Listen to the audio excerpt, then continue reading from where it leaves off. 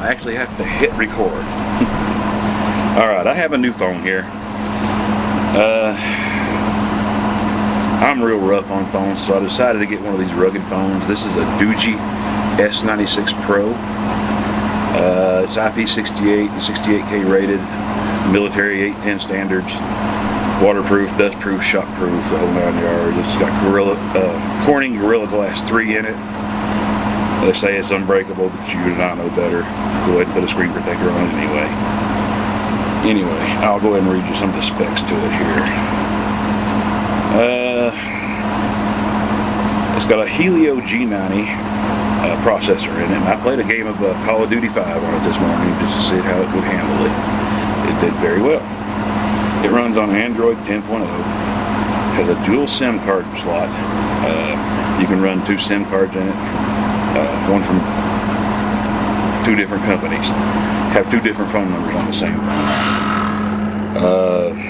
6,350 milliamp hour battery, which means I should be able to get a couple of days between charges. I've been using this thing pretty heavy this morning. It's down to about 85%, and that's several hours.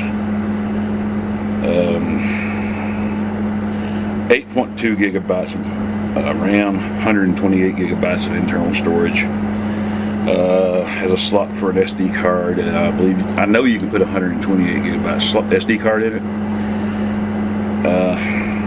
Maybe even 256, but don't hold that to me. It's got a 6.22 inch display, which is 720p. I know there's bigger, much higher definition out there, but my old eyes will never be able to tell the difference. The selfie camera is 16 megapixel, which is pretty good. The rear camera is a Samsung 48 megapixel AI camera. It also has an 8 megapixel wide angle lens, a 2 megapixel macro lens, and its party piece is this. It's got a 20 megapixel night vision camera on it. That's a gimmick, we know that, but there's nothing wrong with a good gimmick.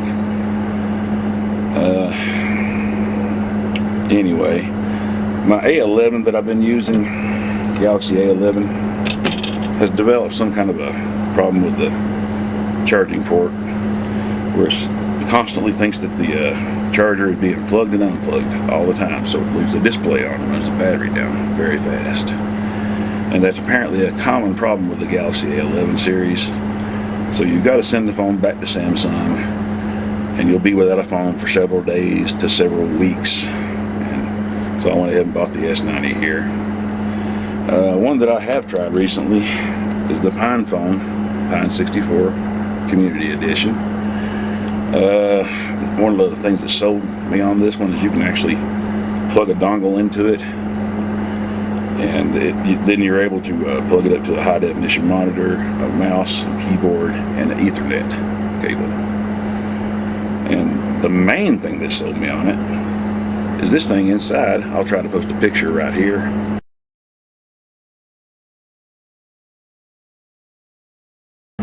Inside, it's got hardware kill switches. Turns off the modem, the camera, microphone, Wi-Fi, Bluetooth.